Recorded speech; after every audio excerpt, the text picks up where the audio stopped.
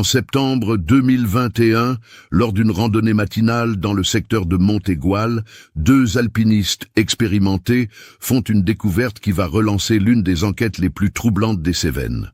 Au fond d'un ravin peu accessible, partiellement enfoui sous des années de feuilles mortes et de végétation, ils aperçoivent une chaussure de randonnée de couleur rouge. À l'intérieur de cette chaussure, protégée par un sac plastique étanche, se trouve une carte SD contenant des photographies qui vont révéler un secret bouleversant. Ces images, prises 6 années plus tôt, montrent des détails que personne n'aurait dû voir et expliquent enfin pourquoi Églantine Fabre, 29 ans, photographe passionnée de nature, n'est jamais rentrée de sa randonnée solitaire dans les Cévennes en juin 2015. Cette découverte va démontrer que parfois, les témoins les plus silencieux sont aussi les plus révélateurs. Avant de continuer avec cette histoire perturbante, si vous appréciez les cas mystérieux réels comme celui-ci, abonnez-vous à la chaîne et activez les notifications pour ne manquer aucun nouveau cas.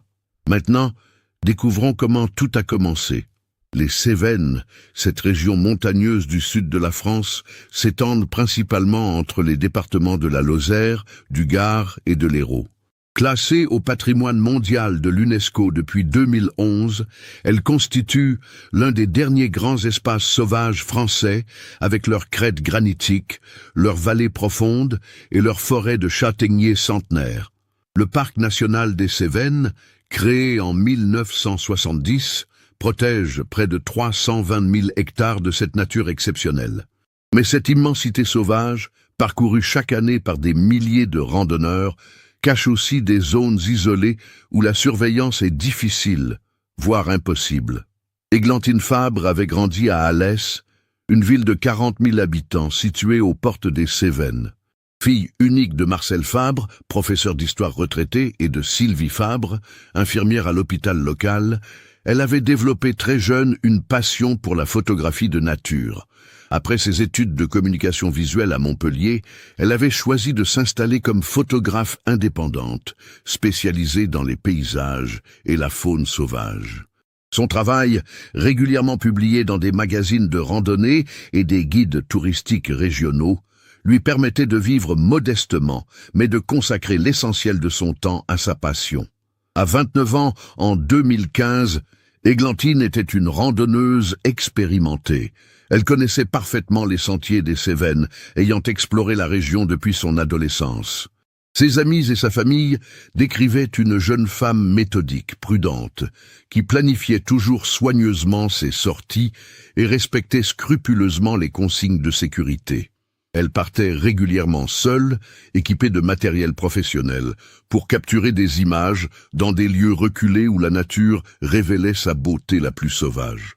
Son appareil photo, un Canon EOS 7D Mark II, et ses objectifs l'accompagnaient partout, ainsi qu'un matériel de randonnée adapté aux terrains difficiles. La jeune femme entretenait des relations étroites avec plusieurs guides et gardes forestiers de la région. Jean-Luc Mercier, garde forestier depuis plus de 30 ans dans le secteur de Montégoal, la connaissait bien. Il appréciait son respect de l'environnement et sa connaissance approfondie de la faune locale. Églantine consultait régulièrement les professionnels avant ses sorties dans des zones sensibles, s'informant sur les périodes de reproduction des animaux, les zones de nidification à éviter et les conditions météorologiques. Cette approche respectueuse lui avait valu la confiance des professionnels locaux, qui n'hésitaient pas à lui communiquer des informations sur des sites particulièrement photogéniques. Sa vie personnelle était stable et épanouie. Elle partageait depuis 3 ans un appartement à Alès avec Julien Arnaud, kinésithérapeute au centre hospitalier. Leur relation, bien que sérieuse, laissait à chacun une grande liberté pour leurs passions respectives. Julien pratiquait l'escalade et comprenait parfaitement le besoin d'Églantine de partir seule pour ses projets photographiques. Le couple projetait de s'installer dans une maison avec un studio photo et Églantine commençait à se faire connaître au-delà de la région, plusieurs galeries parisiennes ayant manifesté leur intérêt pour son travail. Financièrement, la situation d'Églantine était précaire mais gérable. Ses revenus irréguliers de photographe indépendante l'obligeaient à être économe, mais elle refusait systématiquement les propositions d'emploi salarié qui l'auraient éloignée de sa passion. Elle complétait ses revenus en donnant occasionnellement des cours de photographie et en vendant ses tirages sur les marchés locaux. Cette précarité assumée était le prix de sa liberté artistique, et elle l'acceptait pleinement. Le matin du 12 juin 2015, Églantine se lève à 5h30, comme à son habitude pour ses sorties photographiques matinales. La météo annonce une journée ensoleillée, avec des températures clémentes, idéales pour une longue randonnée. Elle prépare minutieusement son sac. Appareil photo avec 3 objectifs, batterie de rechange, carte mémoire, trépied léger, provision pour la journée, 2 litres d'eau, carte IGN au 25 millième du secteur de Montégoal, boussole, sifflet de détresse et sa trousse de premier secours habituelle. Vers 6h45, elle charge son matériel dans sa Citroën C3 rouge et prend la route vers le mont Égual. Le trajet depuis Alès dure environ 1h30 par les routes sinueuses des Cévennes. Elle s'arrête à la station-service de Saint-Jean-du-Gard pour faire le plein et acheter un sandwich supplémentaire, geste routinier qu'elle effectue avant chaque longue sortie. Le gérant, Monsieur Valdiguier, qui la connaît de vue, la salue aimablement. Il se souviendra plus tard qu'elle semblait détendue et souriante, parlant avec enthousiasme de son projet de photographier les premières lumières sur les crêtes. Vers 8h15, Églantine arrive au parking de l'observatoire du mont Égual. À cette heure matinale, seuls 2 autres véhicules sont présents. Une camionnette de l'Office national des forêts et une voiture de touristes allemands qui repartent après avoir admiré le lever du soleil. Elle gare sa voiture à l'ombre des hêtres, vérifie une dernière fois son équipement et consulte sa carte. Son objectif du jour est de descendre vers la vallée de la Dourbie par le sentier de grande randonnée GR6, puis de bifurquer vers un plateau isolé où elle espère photographier des cerfs dans leur environnement naturel. Avant de partir, elle envoie un SMS à Julien. Parti pour Montégoal. Retour prévu vers 18h. Plateau des Bondons au programme si tout va bien. Je t'aime. Ce message, envoyé à 8h26, sera le dernier signe de vie d'Églantine. Elle éteint ensuite son téléphone portable pour économiser la batterie, habitude qu'elle avait prise lors de ses longues sorties en autonomie. Le garde forestier Jean-Luc Mercier, qui effectue sa tournée matinale dans le secteur, aperçoit Églantine vers 8h45, alors qu'elle s'engage sur le sentier descendant vers la vallée. Il la salue de loin et note mentalement sa présence, comme il le fait systématiquement avec tous les randonneurs qu'il croise dans les zones isolées. Il se souviendra plus tard qu'elle portait son sac photo habituel, un blouson rouge vif et des chaussures de randonnée de la même couleur, équipement qu'il lui avait vu porter de nombreuses fois auparavant. Vers 10h, un couple de randonneurs parisiens, les époux Blanchard, croise une jeune femme correspondant à la description d'Églantine sur le sentier de la vallée de la Dourbie. Elle remonte du fond de la vallée, portant un sac à dos volumineux et un appareil photo en bandoulière. L'échange se limite à un salut poli, mais il remarque qu'elle semble photographier intensivement la végétation et prend des notes dans un carnet. Ce détail leur paraît inhabituel pour une photographe de paysage, mais il n'y attache pas d'importance particulière sur le moment. Vers 13h, selon le témoignage ultérieur d'un berger local, Henri Causse, une femme répondant au signalement d'Églantine, est aperçue près de la bergerie de la Croix, un refuge abandonné situé dans une zone isolée du plateau. Le berger, qui surveille son troupeau depuis un promontoire éloigné, observe aux jumelles une personne avec un sac rouge qui semble photographier les alentours de la bergerie. La distance et les conditions de luminosité ne lui permettent pas d'identifier formellement la personne, mais le timing et la localisation correspondent au dernier mouvement probable d'Églantine. Lorsque 18h arrive, sans qu'Églantine soit rentrée, Julien commence à s'inquiéter. Il tente de la joindre sur son portable, mais tombe directement sur la messagerie. Connaissant la ponctualité habituelle de sa compagne et sa tendance à respecter scrupuleusement les horaires annoncés, il patiente jusqu'à 20 heures avant de contacter les parents d'Églantine. Marcel et Sylvie Fabre partagent immédiatement son inquiétude. À 21 heures, après avoir vérifié auprès des hôpitaux locaux qu'aucun accident n'avait été signalé, Julien se rend à la gendarmerie d'Alès pour signaler la disparition. Le maréchal des logis, chef Laurent Delacroix, qui reçoit la déclaration, prend immédiatement l'affaire au sérieux. L'expérience d'Églantine en montagne et sa réputation de prudence écartent d'emblée l'hypothèse d'une simple négligence. Un signalement est diffusé dans la nuit à toutes les unités de gendarmerie de la région, et les premières recherches sont organisées dès l'aube du 13 juin. L'hélicoptère de la sécurité civile survole le secteur de Mont-Égual dès 7 heures du matin, tandis que les équipes cynophiles de la gendarmerie commencent le ratissage terrestre des sentiers principaux. La voiture d'Églantine est retrouvée intacte sur le parking de l'observatoire, exactement là où elle l'avait garée la veille. Aucun signe de lutte, aucun désordre dans l'habitacle. Ses affaires personnelles, portefeuille, clés de l'appartement, papiers d'identité, sont toujours dans la boîte à gants. Cette découverte confirme qu'elle est bien partie en randonnée comme prévu, mais soulève des questions sur les circonstances de sa disparition. Les gendarmes relèvent minutieusement les indices, photographient l'état du véhicule et l'emportent pour analyse plus approfondie. Les recherches se poursuivent intensivement pendant 15 jours. Plus de 80 gendarmes, pompiers et bénévoles ratissent méthodiquement les secteurs de Mont-Égual et de la vallée de la Dourbie. Les maîtres chiens explorent chaque ravin, chaque anfractuosité rocheuse, chaque zone dense de végétation. L'hélicoptère de la sécurité civile effectue des vols quotidiens utilisant des caméras thermiques pour détecter d'éventuels signaux de vie.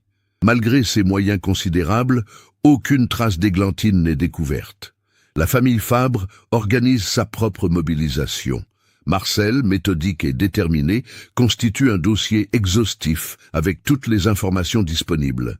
Il contacte personnellement chaque randonneur, chaque professionnel de la montagne, susceptible d'avoir croisé sa fille. Sylvie, de son côté, coordonne les recherches bénévoles, mobilisant collègues de l'hôpital, amis et membres d'associations de randonnée. Leur appartement d'Alès devient un véritable quartier général, avec cartes affichées au mur, planning des équipes de recherche et registre des témoignages recueillis. Julien traverse les premières semaines dans un état de choc mêlé d'espoir irrationnel. Il continue à envoyer des SMS quotidiens sur le téléphone d'Églantine, espérant contre toute logique qu'elle lui répondra. Il dort mal, refuse de ranger les affaires de sa compagne, maintient son appartement exactement en l'état du 11 juin. Ses collègues du centre hospitalier s'inquiètent de son état psychologique et lui conseillent de consulter, mais il refuse obstinément toute aide professionnelle. Au bout d'un mois, les recherches officielles sont suspendues. Le commandant Delacroix, qui a dirigé l'enquête, explique aux proches qu'aucun élément nouveau ne justifie la poursuite des moyens mobilisés. L'hypothèse privilégiée reste celle d'un accident dans une zone difficile d'accès, avec une chute mortelle dans un ravin profond ou un éboulement. Cette conclusion officielle ne satisfait pas la famille, qui refuse d'abandonner. Les mois qui suivent voient s'installer une routine douloureuse. Chaque week-end, Marcel et quelques bénévoles fidèles reprennent les recherches dans de nouveaux secteurs. Ils explorent des zones de plus en plus éloignées du dernier itinéraire connu d'Églantine, élargissant progressivement le périmètre d'investigation. Cette détermination impressionne les habitants de la région, mais inquiète aussi. Certains commencent à parler d'acharnement malsain, de refus d'accepter la réalité. En septembre 2015, 3 mois après la disparition, un événement relance brièvement l'espoir de la famille. Des champignonneurs découvrent près de Ganges, à 20 km du dernier point de passage connu d'Églantine, un morceau de tissu rouge accroché à un buisson d'épineux. L'analyse révèle qu'il s'agit effectivement d'un fragment du blouson que portait la jeune femme le jour de sa disparition. Cette découverte déclenche de nouvelles recherches dans le secteur, mais aucun autre indice n'est trouvé. Le tissu pourrait avoir été transporté par le vent ou par un animal, rendant cette piste peu exploitable. L'automne apporte les premières tensions au sein du couple que formaient Églantine et Julien.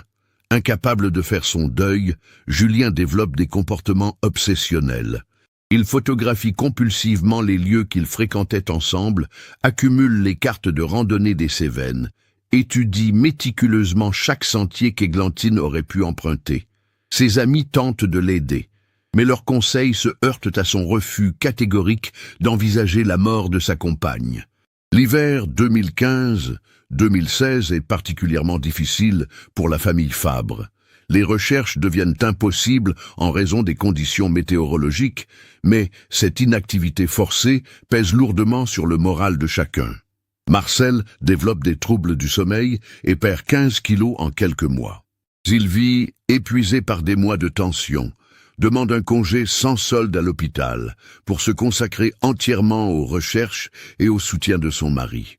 Au printemps 2016, un an après la disparition, les autorités proposent officiellement de déclarer Églantine décédée. Cette procédure administrative, nécessaire pour débloquer certaines situations financières et juridiques, provoque une crise majeure dans l'entourage de la jeune femme. Julien refuse catégoriquement cette démarche, y voyant un abandon inacceptable. Les parents, plus pragmatiques, comprennent la nécessité administrative tout en gardant espoir de retrouver leur fille vivante. C'est à cette période qu'apparaît dans l'enquête un personnage qui va jouer un rôle crucial dans les années suivantes. Damien Roux, alpiniste et guide de montagne expérimenté, prend contact avec la famille Fabre. Âgé de 35 ans, spécialiste des terrains difficiles des Cévennes, il propose bénévolement ses services pour explorer des zones que les recherches officielles n'ont pas pu couvrir. Son approche méthodique et sa connaissance exceptionnelle de la géologie locale redonnent espoir à Marcel et Sylvie. Damien organise ses recherches de manière scientifique. Il étudie les courants d'air des vallées, analyse les zones d'éboulement potentiels, identifie les anfractuosités rocheuses invisibles depuis les sentiers principaux. Ces expéditions, toujours menées en sécurité avec du matériel d'alpinisme professionnel, permettent d'explorer des secteurs réputés inaccessibles.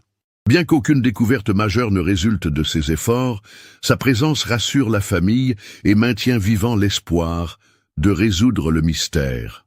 Les années 2017 et 2018 voient l'affaire Églantine Fabre progressivement disparaître de l'actualité locale. Les médias régionaux, qui avaient largement couvert la disparition et les premières semaines de recherche, se désintéressent d'un dossier sans développement nouveau. Seul le Midi Libre publie occasionnellement de courts articles à l'anniversaire de la disparition, rappelant que l'enquête reste officiellement ouverte. Julien, incapable de surmonter sa douleur, finit par quitter Alès en automne 2018. Il trouve un poste de kinésithérapeute à Lyon, espérant qu'un changement radical d'environnement l'aidera à reconstruire sa vie. Ses derniers contacts avec la famille Fabre sont tendus. Marcel et Sylvie lui reprochent d'abandonner les recherches, tandis qu'il leur reproche de l'empêcher de faire son deuil. Cette rupture douloureuse prive l'enquête d'un témoin important de la vie quotidienne d'Églantine. En 2019, 4 ans après la disparition, Marcel Fabre prend une décision qui surprend son entourage. Il vend l'appartement familial d'Alès et achète une petite maison à Saint-André-de-Valborgne, au cœur des Cévennes, près des zones où sa fille a disparu. Cette proximité géographique lui permet de poursuivre ses recherches presque quotidiennes, mais inquiète profondément Sylvie, qui craint que son mari ne développe une véritable obsession. L'été 2021 marque un tournant inattendu dans l'affaire Églantine Fabre. Damien Roux, qui n'a jamais cessé ses explorations bénévoles des Cévennes, décide d'explorer un secteur particulièrement difficile d'accès du mont Égual. Cette zone, située dans un cirque rocheux isolé, n'avait jamais été fouillée systématiquement en raison de la dangerosité de l'approche. Les falaises instables et les éboulis fréquents en font un terrain réservé aux alpinistes expérimentés. Le 6 septembre 2021, Damien entame cette exploration, accompagné de son ami et collègue guide, Fabien Delmas. Les deux hommes préparent minutieusement leur expédition. Une corde d'alpinisme, Casque, matériel d'assurage, trousse de premiers secours complète et système de communication d'urgence. Il prévoit une journée entière pour explorer méthodiquement les recoins de ce cirque rocheux que les recherches précédentes n'avaient pu atteindre. Vers 14 heures, alors qu'il progresse dans une zone d'éboulis particulièrement délicate, Fabien remarque une anomalie dans la végétation. Au fond d'un petit ravin, partiellement masqué par 6 années de croissance végétale, quelque chose attire son attention. Ce n'est pas la couleur naturelle brunâtre des feuilles mortes et des branches, mais une teinte rougeâtre qui détonne dans l'environnement automnal. Les deux hommes s'approchent prudemment, sécurisant leur progression avec des cordes. Ce qu'ils découvrent les bouleverse. Une chaussure de randonnée rouge, de marque Salomon, modèle femme, partiellement enfouie sous des années d'accumulation végétale. L'état de préservation est remarquable, le cuir ayant été protégé de la dégradation par la sécheresse du terrain et l'abri naturel formé par les rochers environnants. Damien, formé au protocole de préservation des indices, interdit immédiatement à son coéquipier de toucher la chaussure. Il photographie minutieusement la découverte sous tous les angles, note précisément les coordonnées GPS et marque le périmètre avec du ruban de signalisation. Cette découverte, après 6 années de recherche infructueuse, représente le premier élément tangible lié à la disparition d'Églantine. Mais c'est en examinant plus attentivement la chaussure que Damien fait une découverte encore plus stupéfiante. À l'intérieur de la tige, protégée par un petit sac plastique étanche soigneusement dissimulé, se trouve un objet qui va révolutionner l'enquête. Une carte mémoire SD. Ce support numérique, miraculeusement préservé de l'humidité, porte une étiquette manuscrite difficilement lisible, mais où l'on distingue les lettres EF et une date partiellement effacée. L'émotion de Damien est considérable. Après 6 années d'exploration bénévole, après des centaines d'heures passées à arpenter les Cévennes dans l'espoir de retrouver une trace d'Églantine, il tient peut-être entre ses mains la clé du mystère, mais il garde suffisamment de sang-froid pour respecter les procédures. Sans manipuler davantage la carte SD, il contacte immédiatement la gendarmerie depuis son téléphone satellite. Le capitaine Amélie Vidal, qui a repris le dossier Fabre depuis 2 ans au sein de la section de recherche de Montpellier, se rend personnellement sur les lieux dans la soirée, accompagné d'une équipe de techniciens en identification criminelle. L'accès difficile au site nécessite l'intervention d'un hélicoptère de la gendarmerie nationale pour élitreiller l'équipe d'investigation jusqu'au cirque rocheux. L'examen préliminaire de la chaussure confirme qu'il s'agit bien du modèle porté par Églantine le jour de sa disparition. Le numéro de série correspond aux références notées dans le dossier d'enquête et la pointure 38 correspond à la morphologie de la jeune femme. Mais surtout, l'analyse de la carte SD va révéler un contenu absolument inattendu qui va relancer l'enquête dans une direction totalement nouvelle. Le lendemain de la découverte, dans les locaux de la gendarmerie de Montpellier, le capitaine Vidal insère précautionneusement la carte SD dans un ordinateur sécurisé. Ce qu'elle découvre sur l'écran la laisse d'abord perplexe, puis profondément troublée. La carte contient 73 photographies prises avec l'appareil d'Églantine, toutes datées du 12 juin 2015, jour de la disparition. Mais contrairement à ce qu'on pourrait attendre d'une photographe de nature, ces images ne montrent ni paysages ni animaux sauvages. Les premières photos, prises vers 9 heures du matin selon les données EXIF, montrent effectivement les sentiers habituels et les paysages typiques des Cévennes. Églantine a photographié les crêtes du mont Égual dans la lumière matinale, quelques cerfs aperçus au loin, des détails de végétation.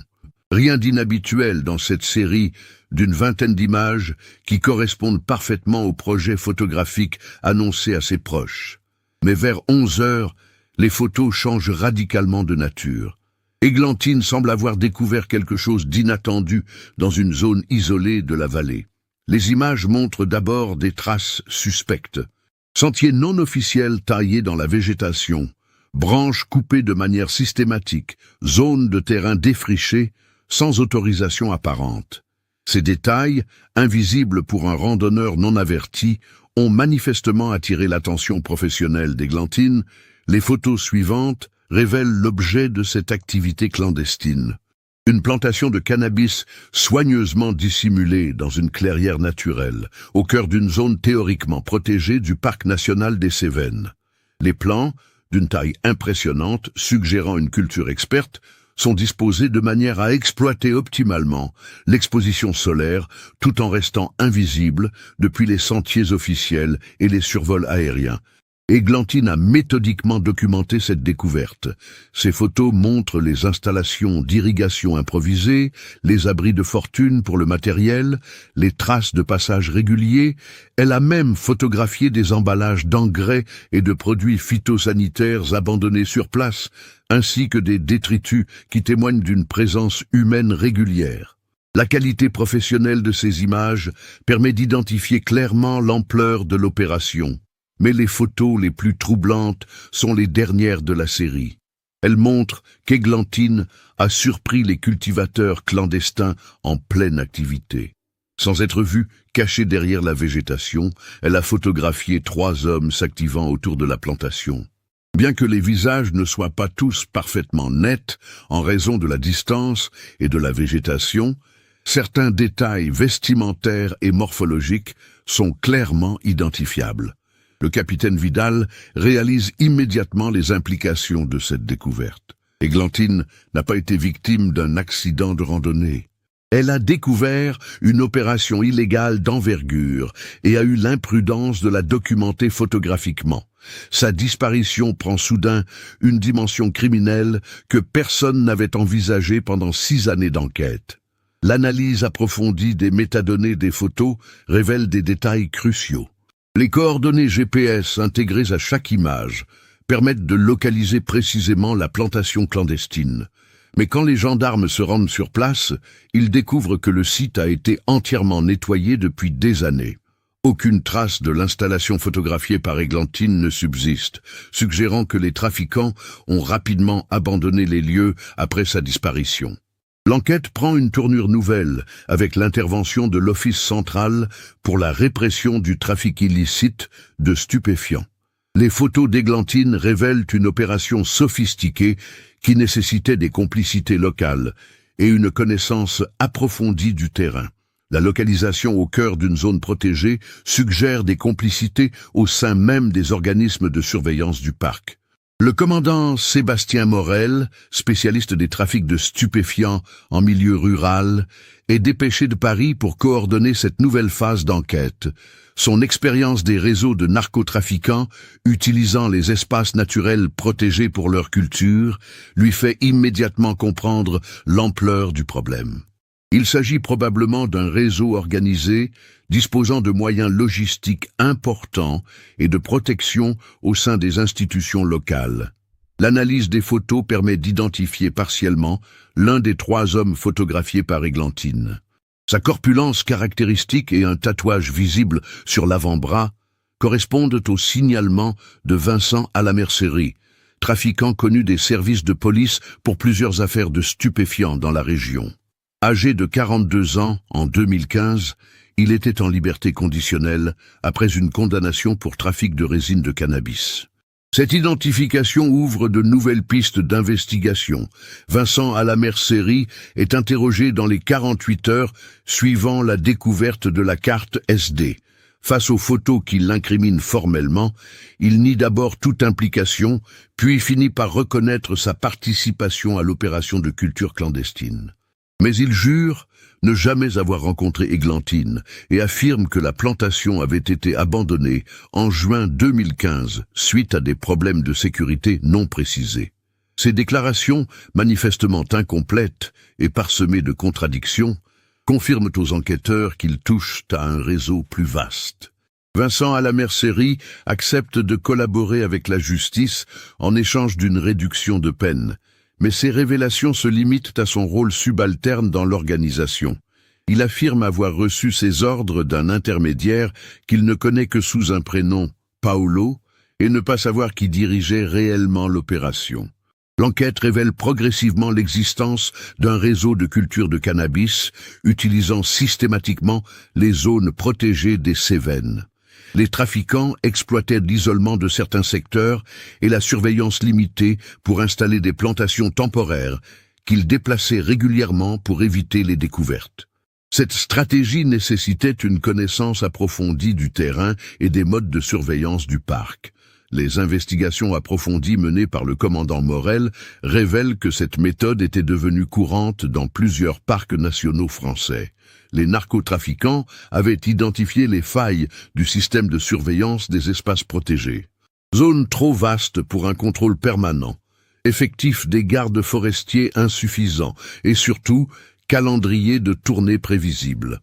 Cette exploitation cynique des espaces naturels représentait un défi majeur pour les autorités. L'analyse technique des photos d'Églantine permet aux experts de l'OCRTS d'évaluer l'ampleur de l'opération. Les plans photographiés suggèrent une production potentielle de plusieurs dizaines de kilos de cannabis par récolte. La sophistication de l'installation, système d'irrigation, choix des variétés, disposition optimisée, indique un niveau d'expertise dépassant largement celui d'amateurs. Ces éléments confirment l'existence d'un réseau professionnel disposant de moyens financiers substantiels.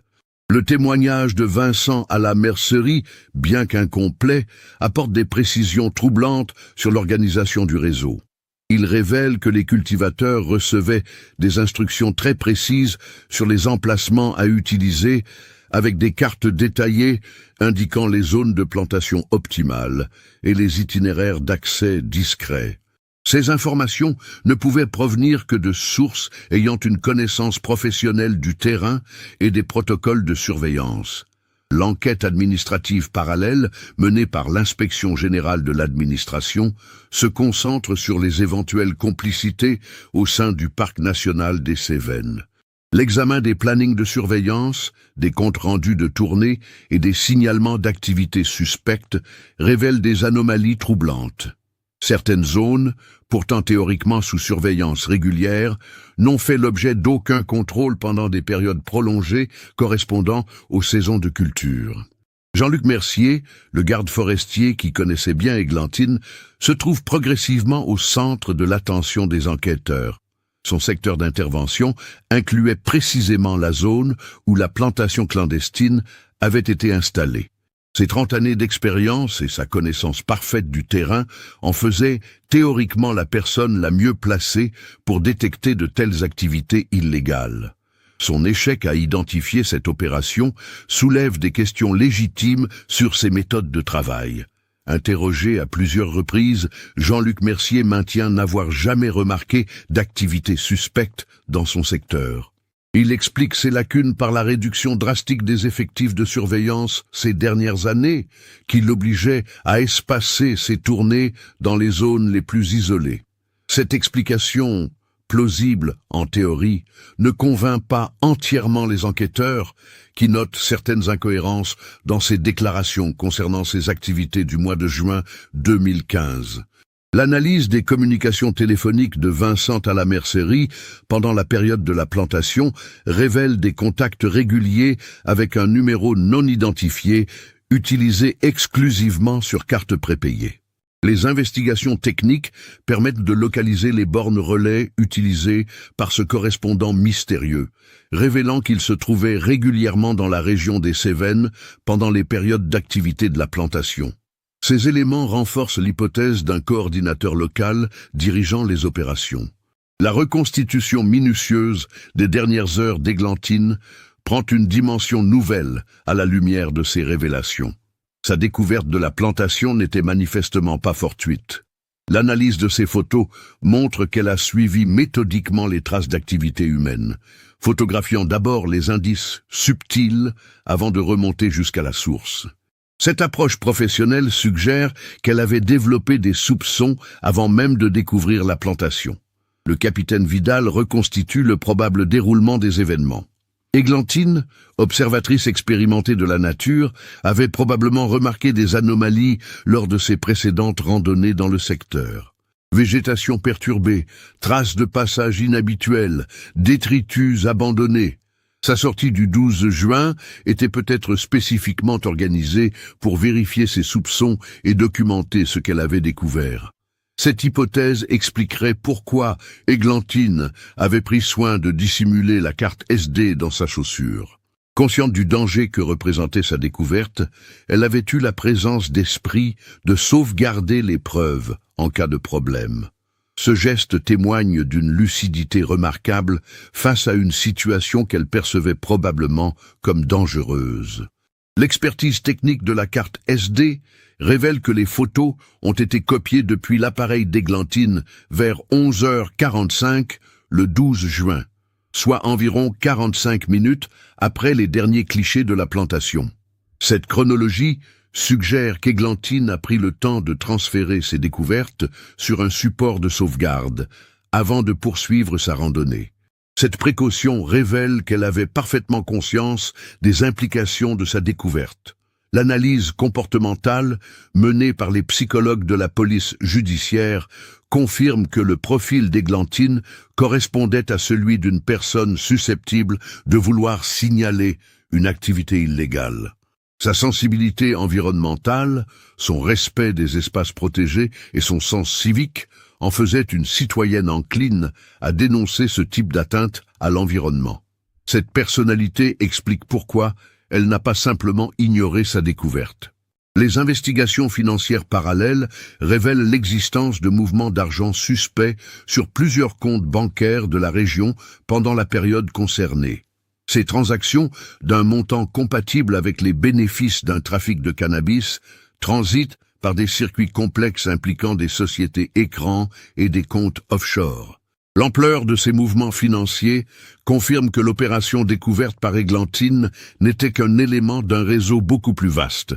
La pression médiatique s'intensifie lorsque l'information sur la découverte de la carte SD filtre dans la presse régionale. Les journalistes du Midi Libre et de France Bleu Gare-Lozère relancent l'intérêt du public pour l'affaire Églantine Fabre. Cette exposition médiatique, bien qu'elle puisse compliquer l'enquête, a pour effet positif de faire émerger de nouveaux témoignages de personnes qui n'avaient pas osé se manifester lors des recherches initiales. Plusieurs randonneurs contactent la gendarmerie pour signaler des observations qu'ils avaient faites dans les Cévennes à l'époque, mais qu'ils n'avaient pas jugé dignes d'intérêt. Véhicules garés dans des endroits isolés, personnes transportant du matériel inhabituel sur les sentiers, odeurs caractéristiques dans certaines zones. Ces témoignages tardifs, recoupés avec les nouvelles informations de l'enquête, permettent de dresser un tableau plus précis de l'activité du réseau. L'impact psychologique de ces révélations sur la famille Fabre est considérable. Marcel et Sylvie, qui avaient passé 6 années à imaginer leur fille victime d'un accident tragique, doivent maintenant accepter l'idée qu'elle a été délibérément tuée pour l'empêcher de révéler sa découverte.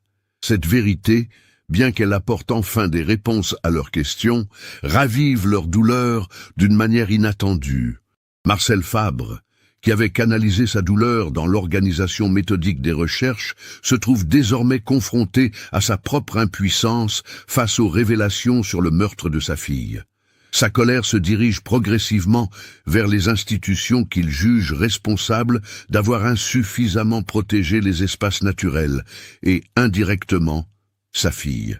Cette évolution psychologique inquiète son entourage, qui craint qu'il ne développe une obsession vengeresse. Damien Roux, dont la découverte de la chaussure a permis cette avancée majeure de l'enquête, éprouve un mélange de satisfaction et d'accablement. Satisfait d'avoir enfin apporté des réponses à la famille qu'il aidait bénévolement depuis des années, il est également bouleversé par la confirmation que ces 6 années de recherche visaient à retrouver le corps d'une personne assassinée. Cette révélation transforme rétrospectivement la nature de son engagement bénévole. Le tournant décisif de l'enquête survient en octobre 2021, lorsque l'analyse approfondie des communications téléphoniques révèle une connexion inattendue. Le numéro de carte prépayé en contact régulier avec Vincent à la mercerie avait également échangé des messages avec le téléphone professionnel de Jean-Luc Mercier pendant la période critique de juin 2015. Cette découverte, fruit d'un recoupement minutieux des données par les services techniques de la gendarmerie, place définitivement le garde forestier au cœur de l'enquête. Confronté à cette évidence lors d'un nouvel interrogatoire, Jean-Luc Mercier maintient d'abord ses dénégations. Il prétend ne pas se souvenir de ses communications et suggère qu'il pourrait s'agir d'appels professionnels de routine. Mais l'analyse des contenus des messages échangés révèle un langage codé, évoquant des livraisons, des emplacements et des périodes de sécurité. Ces termes, incompatibles avec les activités normales d'un garde forestier, trahissent sa participation active au réseau de narcotrafiquants. Le commandant Morel, fort de son expérience des réseaux de stupéfiants, comprend immédiatement le rôle crucial joué par Jean-Luc Mercier. Sa position de garde forestier lui donnait accès à toutes les informations nécessaires pour coordonner les plantations clandestines, calendrier de surveillance, zones temporairement délaissées, période d'affluence touristique à éviter. Il était l'homme providentiel, permettant aux trafiquants d'opérer en toute sécurité dans les espaces protégés. L'enquête sur le patrimoine financier de Jean-Luc Mercier révèle des anomalies flagrantes. Malgré son salaire modeste de fonctionnaire, il a effectué plusieurs investissements importants ces dernières années. Rénovation complète de sa maison, achat d'un véhicule de luxe, placement de sommes substantielles sur des comptes d'épargne. Ces dépenses, incompatibles avec ses revenus officiels, suggèrent des rentrées d'argent illégales régulières sur plusieurs années. Face à l'accumulation des preuves, la stratégie de défense de Jean-Luc Mercier s'effondre progressivement. Ses avocats tentent de négocier une collaboration avec la justice en échange d'une réduction de peine. Cette approche révèle que le garde forestier détient des informations cruciales sur l'organisation du réseau et potentiellement sur les circonstances exactes de la mort d'Églantine Fabre. Le 23 octobre 2021, après 48 heures de garde à vue, Jean-Luc Mercier craque finalement sous la pression de l'interrogatoire. Sa confession, enregistrée en présence de ses avocats, révèle l'ampleur de sa trahison et les circonstances tragiques de la mort d'Églantine. Ces révélations, délivrées d'une voix tremblante et entrecoupées de longs silences, reconstituent le puzzle des événements du 12 juin 2015. Jean-Luc Mercier reconnaît avoir participé pendant plus de 3 ans à l'organisation des plantations clandestines de cannabis dans les Cévennes. Son rôle consistait à identifier les emplacements optimaux, à informer les cultivateurs des périodes de surveillance réduites et à détourner l'attention de ses collègues lors des tournées dans les zones sensibles. En échange de ces services, il recevait une commission substantielle sur les bénéfices de chaque récolte.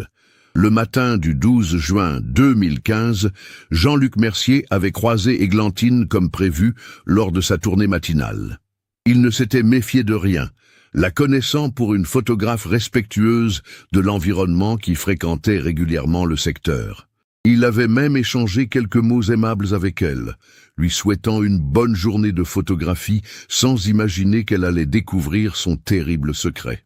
Vers 13 heures, Jean-Luc Mercier reçoit un appel affolé de Vincent à la mercerie. La plantation a été découverte par une femme avec un appareil photo qui a tout photographié avant de s'enfuir. La description donnée par Vincent correspond parfaitement à Églantine. Le garde forestier réalise immédiatement l'ampleur de la catastrophe. Non seulement la plantation est compromise, mais sa propre complicité risque d'être révélée si Églantine transmet ses photos aux autorités. Pris de panique, Jean-Luc Mercier prend une décision fatale. Utilisant sa connaissance parfaite des habitudes d'Églantine et des sentiers des Cévennes, il calcule l'itinéraire de retour probable de la jeune femme vers le parking de Mont-Aigual. Il se positionne sur le sentier principal, dans un secteur isolé où il est certain de l'intercepter sans témoin.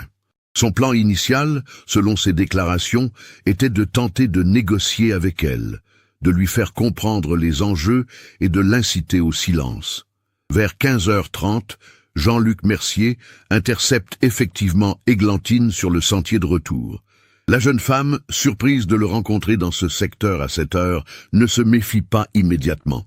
Le garde forestier engage la conversation de manière apparemment anodine, s'enquérant de sa journée de photographie, mais son comportement nerveux et ses questions insistantes sur les zones qu'elle a visitées éveillent progressivement les soupçons d'Églantine. La conversation dégénère rapidement lorsque Jean-Luc Mercier évoque directement la plantation de cannabis. Églantine, réalisant qu'elle se trouve face à un complice des trafiquants, tente de s'éloigner en prétextant un retard. Mais le garde forestier la retient fermement par le bras, exigeant qu'elle lui remette son appareil photo et efface toutes les images compromettantes. La jeune femme refuse catégoriquement, affirmant qu'elle transmettra ses découvertes aux autorités compétentes. Face à cette détermination, Jean-Luc Mercier perd tout contrôle. Selon sa confession, il n'avait pas prémédité de tuer Églantine. Mais la peur des conséquences de sa trahison l'emporte sur toute rationalité. Dans un moment de panique absolue, il pousse violemment la jeune femme qui perd l'équilibre et chute dans un ravin d'une dizaine de mètres de profondeur. Le choc contre les rochers lui est fatal instantanément. Horrifié par son geste, mais conscient qu'un retour en arrière est impossible, Jean-Luc Mercier descend dans le ravin pour constater le décès d'Églantine. Il récupère son appareil photo, vérifie que les images compromettantes sont bien présentes et efface méthodiquement toutes les photos de la plantation. Mais dans sa précipitation et son trouble, il ne remarque pas que la jeune femme avait pris la précaution de sauvegarder les images les plus importantes sur une carte SD dissimulée dans sa chaussure. Pour faire disparaître le corps et retarder les recherches, Jean-Luc Mercier transporte la dépouille d'Églantine vers une zone encore plus isolée du cirque rocheux, là où Damien Roux la découvrira 6 ans plus tard. Il dissimule le corps sous des amas de pierres et de végétation, espérant que la décomposition naturelle et l'action des animaux sauvages feront disparaître toute trace. Mais il commet une erreur fatale en abandonnant une chaussure de la victime à proximité, sans remarquer qu'elle contenait les preuves de son crime. La confession de Jean-Luc Mercier révèle également l'existence d'autres complicités au sein des institutions locales.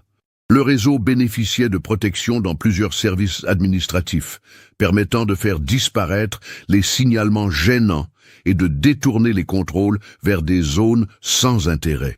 Cette corruption systémique explique pourquoi l'enquête initiale sur la disparition d'Églantine n'avait jamais envisagé la piste criminelle.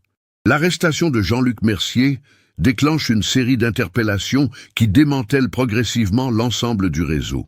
Vincent à la Mercerie, confronté aux révélations du garde forestier, accepte de collaborer pleinement avec la justice. Ces informations permettent d'identifier les autres membres de l'organisation, révélant un système complexe impliquant une quinzaine de personnes réparties entre cultivateurs, transporteurs, receleurs et complices administratifs. Le mystérieux Paolo, mentionné par Vincent, s'avère être Paul Martignac, entrepreneur en bâtiment de Millau, qui finançait les plantations et organisait la distribution du cannabis produit. Ses liens avec le milieu des entrepreneurs lui permettaient de blanchir efficacement les profits du trafic à travers de fausses factures et des sociétés écrans. Son arrestation révèle un patrimoine considérable, constitué grâce aux bénéfices du cannabis cultivé dans les Cévennes. L'enquête judiciaire établit que le réseau avait généré plusieurs millions d'euros de bénéfices sur 5 années d'activité. Les plantations, déplacées régulièrement pour éviter les découvertes, exploitaient systématiquement les failles de surveillance des espaces protégés. Cette méthode avait été reproduite dans d'autres parcs nationaux français, révélant un phénomène national que les autorités avaient sous-estimé. Pour la famille Fabre, ces révélations apportent enfin des réponses aux questions qui les torturaient depuis 6 années. Marcel et Sylvie peuvent enfin comprendre pourquoi leur fille n'est jamais rentrée de sa randonnée, mais cette vérité ravive leur douleur d'une manière inattendue. Savoir qu'Églantine a été assassinée de sang-froid pour avoir voulu protéger l'environnement qu'elle aimait tant ajoute une dimension tragique supplémentaire à leur perte. Marcel Fabre, qui avait consacré 6 années de sa vie à rechercher sa fille, éprouve un mélange de soulagement et d'amertume. soulagement de connaître enfin la vérité, amertume de découvrir que cette vérité aurait pu être révélée bien plus tôt si les institutions avaient correctement fait leur travail. Sa colère se dirige particulièrement vers Jean-Luc Mercier, qu'il avait toujours considéré comme un allié dans ses recherches, sans savoir qu'il s'adressait au meurtrier de sa fille.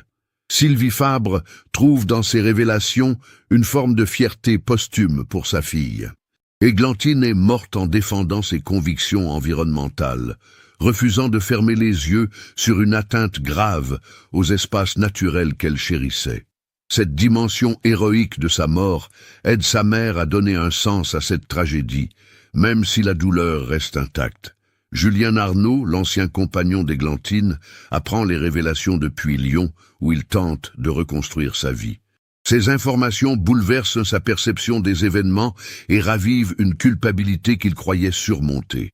Il regrette amèrement d'avoir abandonné les recherches et de s'être fâché avec la famille Fabre, réalisant que sa fuite était une forme de lâcheté face à la vérité. Damien Roux, dont la persévérance a permis la découverte cruciale, éprouve une satisfaction mêlée de tristesse. Ces 6 années d'exploration bénévole ont enfin abouti, mais la confirmation du meurtre d'Églantine transforme rétrospectivement ses efforts en une quête de justice posthume. Il devient un symbole de la solidarité citoyenne et de l'importance de ne jamais abandonner la recherche de la vérité. Le procès de Jean-Luc Mercier et de ses complices s'ouvre en septembre 2022 devant la cour d'assises de l'Hérault. L'ancien garde forestier, confronté à l'accablement des preuves et aux témoignages de ses anciennes victimes, plaide coupable d'homicide involontaire. Il maintient que la mort d'Églantine n'était pas préméditée mais résulte d'un geste de panique face à la découverte de ses activités illégales. Les plaidoiries révèlent la personnalité complexe de Jean-Luc Mercier. Père de famille sans histoire apparente, fonctionnaire respecté de ses collègues, il avait progressivement basculé dans la corruption par appât du gain. Les sommes importantes proposées par les trafiquants avaient eu raison de son intégrité professionnelle, l'entraînant dans une spirale qui aboutira au meurtre d'une innocente. La Cour condamne Jean-Luc Mercier à 20 ans de réclusion criminelle pour homicide volontaire, estimant que la préméditation est caractérisée par sa décision d'intercepter Églantine sur le sentier. Ses complices écopent de peines, variant entre 5 et 15 ans d'emprisonnement, selon leur degré d'implication dans le réseau et leur collaboration avec la justice.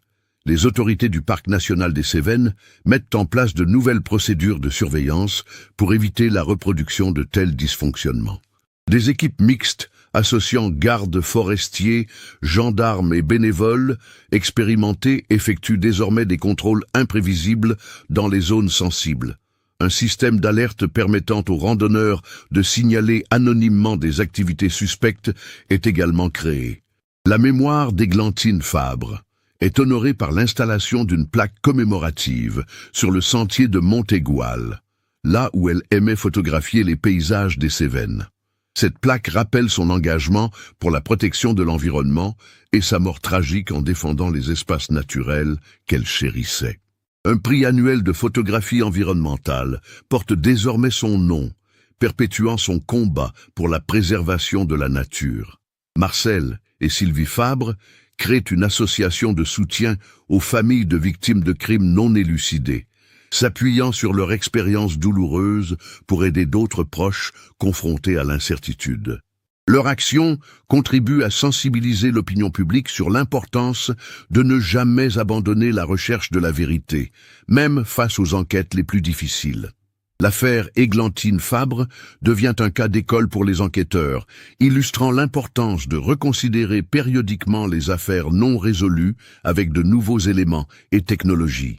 La découverte de la carte SD 6 ans après les faits démontre que la persévérance et les nouvelles méthodes d'investigation peuvent révéler des vérités que l'on croyait définitivement enfouies. Cette tragique histoire nous rappelle comment la cupidité et la corruption peuvent transformer des protecteurs de la nature en ses pires ennemis. Églantine Fabre est morte pour avoir refusé de fermer les yeux sur une atteinte grave à l'environnement qu'elle aimait photographier. Sa mort illustre tragiquement les risques que peuvent encourir les citoyens qui s'opposent au trafic exploitant nos espaces naturels protégés. Avez-vous perçu les signaux qui auraient pu révéler plus tôt la culpabilité de Jean-Luc Mercier?